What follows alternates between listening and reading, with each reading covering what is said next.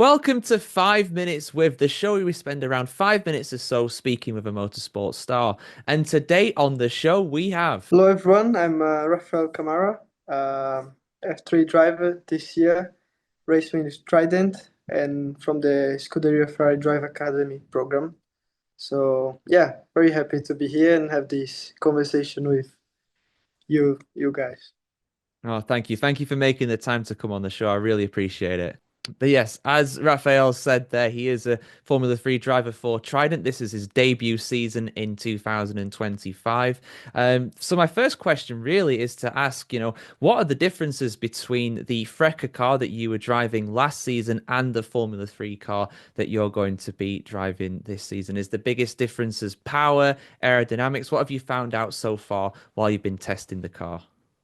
For me, I think the big difference is the downforce, where you can carry so much more speed into the corners. I mean, it's just like completely even a bit in the beginning you just get used to it, and then after it's completely fine, it's even more fun to drive because you have some more adrenalines. I mean, just I think going fast and faster is what you like, at least for us drivers, and I think these have to be in these like going quite quite fast. I was not like F1, but still some good speed in the corners. So it gives us a very nice feeling, and it's like almost you smiling driving. So it's very nice and enjoy to drive. Oh, I'm happy to hear that. I'm happy to hear that you're driving with a big smile on your face in the cockpit. That's great to hear. And anybody who's seen Formula 2 or Formula 3 live will know that yes, they are not quite as fast as Formula 1 cars, but they are really quick. A lot faster than you will ever hope to go on the road, I would hope. So I'm interested to hear that difference at the end of the day. And yeah, it's your rookie season in Formula 3 this season. I wanted to ask, what are your aims and expectations for 2025? I think on my side, I will aim to fight for the championship. Obviously, it's very tough. It's a tough championship. Many good drivers. Level is very high. So I mean, I think all this postseason from last year and preseason test, we were able to work hard, make sure we're doing a good job with the team. Obviously, it's a new car, so it's difficult to know where we're going to start the season. Uh, it's always obviously you can see a bit in the preseason test, but you never know what the other teams are testing.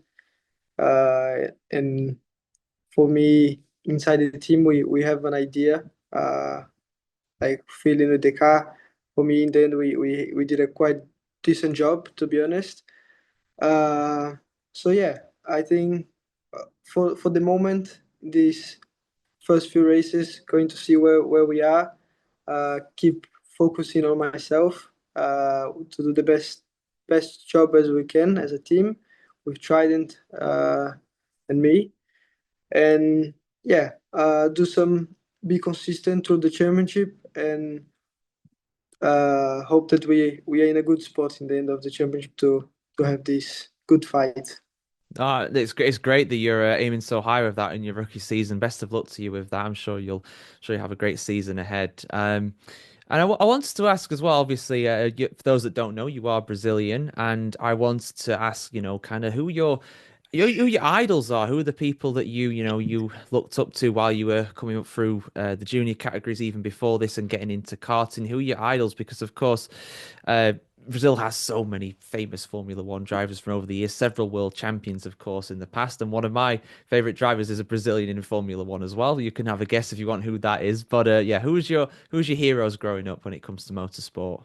I think the one that I always have been inspired, been looking to it, is Senna.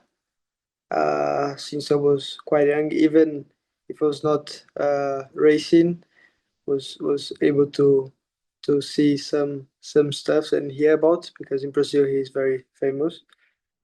And yeah, I'm just big fan of him, not because what he did on track, but also the person he was outside of the track, and what all the things that he did for motorsport, for Brazil as well.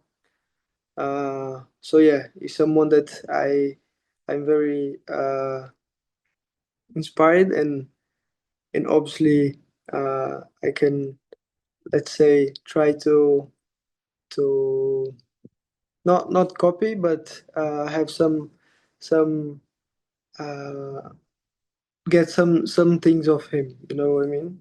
So keep learning from him some stuff, because there's so many things that you every day we're discovering.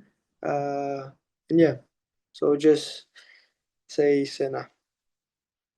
It's the best answer. He is my favorite driver of all time as well. So definitely a great choice there. And if you are following in Senna's footsteps, you'll do all right. You'll do all right. Was he one of the reasons why you got into motorsport? Is that did you used to watch him when you were younger and think, I'd love to do what he does. He does so many magical things in the car, and I want to do that one day.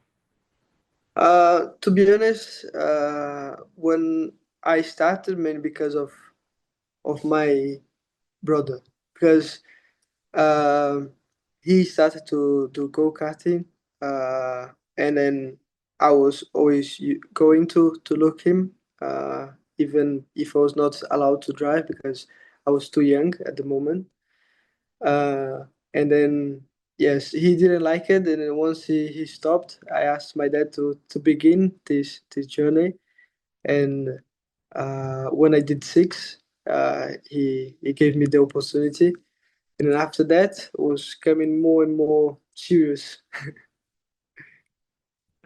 Fair enough. That's a bit of sibling rivalry there. That's always a healthier thing to get started with there. But yeah, I think you mentioned in the intro as well that you're a part of the Ferrari Driver Academy. How have you found being a part of F1's oldest and most prestigious team? What kind of help have they given you so far in your career? I mean, it's such a big opportunity, and I'm very grateful to be part of, because, like you said, all the support they gave to me outside of the track to make sure that we are as ready as possible to the weekend for the championship, for everything we're doing, even interviews. So yeah, it means a lot. Such a big team is like a big family, uh, a unique team, no? Because it's not only F1, they have the history, but they make part of all the motorsport history. It's such a big brand and everything that I think all the drivers wish to be part of, even if they're racing just for uh, at one point of your career. I think you want to be driving for them in F1 especially. But yeah, for now, I'll just keep doing my best to hope one day to be part of in Yeah, F1. I mean.